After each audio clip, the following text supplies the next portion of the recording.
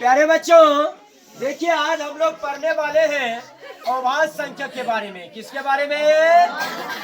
किसके बारे में बोलो? अभाज्य संख्या।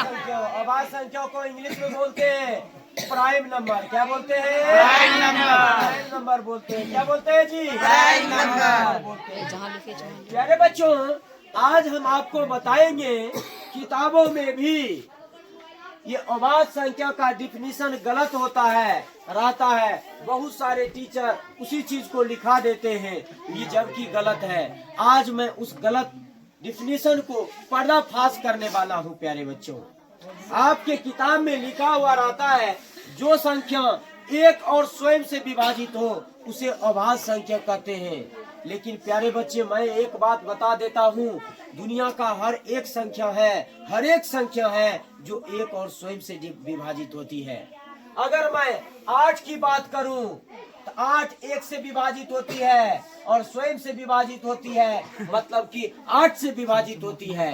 लेकिन ये किसी और से भी विभाजित होती है। समझ रहे हैं मेरी बात?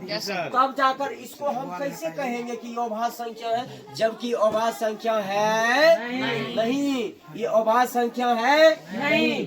अभाज्य संख्या होने के लिए उसमें आपको ये बोलना पड़ेगा जिसका अधिक से अधिक या केवल और केवल 2 गुणनखंड हो। आपको ये ऐड करना पड़ेगा परिभाषा में कि वैसी संख्या जो एक और स्वयं से कटे तथा जिसका केवल और केवल 2 गुणनखंड हो, तो उसको क्या कहेंगे? अभाज्य संख्या कहेंगे। तो देखिए, सबसे एक अगर मैं लेता हूँ, एक का तो छोड़िए दो भाई, एक से कटता है, एक से कटता है, तो हम क्या करेंगे? एक से कटा, इसका 2 गुणनखंड होता नहीं है, इसीलिए ये अभाज्य संख्या नहीं है। अगर हम 2 की बात करें तो 2 देखो एक से भी कटता है और किससे कटता है? 2 से भी कटता है। इसका मतलब यहाँ जो गुणनखंड हुआ 2 का गुणनखंड, 2 का गुणनखंड 2 हो गया, 1 और 2।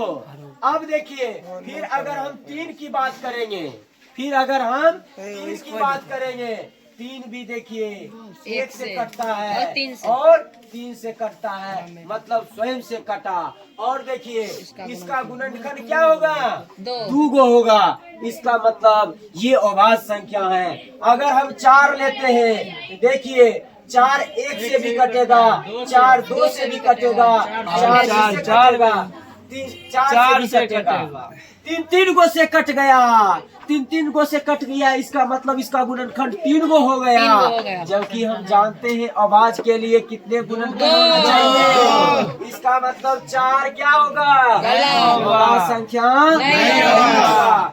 फिर अगर हम 5 की बात करते हैं तो 5 देखिए 1 से कटता है, 5 से कटता है, इसका क्या वो गुणनखंड? इसका मतलब ये क्या होगा? क्या होगा? अगर हम 6 की बात करते हैं, देखिए 6 1 से कटता है, 6 2 से कटता है, 6 3 से कटता है, 6 से कटता है, 4 गो गुणनखंड हो गया। इसका मतलब ये भी क्या अभाज्य संख्या नहीं है। ये अभाज्य संख्या अभी हम बताएंगे ये है क्या। अभी हम अभाज्य में अगर देखिए 7 की हम बात करें, 7 देखो 1 से कटेगा, 7 से कटेगा। अभी हमने 8 की बात किया था, 8 देखिए 1 से कटेगा, 2 से कटेगा, 4 से कटेगा, 8 से कटेगा।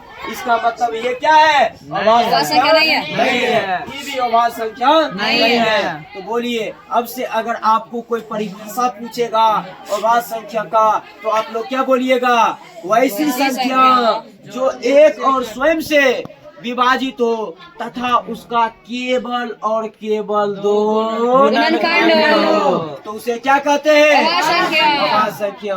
और ये MVVI एक क्वेश्चन है पूछता है कि अभाज्य संख्या का HCF कितना होता है, तो 1 होता है। अभाज्य संख्या का HCF क्या होता है? 1 होता है। समझ रहे ने? इसको अगर भाग दीजिएगा, इसका गुणनखंड रहेगा ना अभाज्य संख्या का, उसका HCF कितना आएगा? 1 आएगा। एक क्वेश्चन भी है, उसमें डायरेक्ट आपको तीनों संख्या अभाज्य दिया है, तो उसका HCF 1 आएगा, डायरेक्ट बिना बनेले बनेगा। समझ आया? आपसे गलती परिभाषा आप लोग नहीं ना बोलेंगे, सही परिभाषा बोलेंगे, दूसरों को भी सही चीज बताएंगे। हाँ, चलिए, thank you, all the best.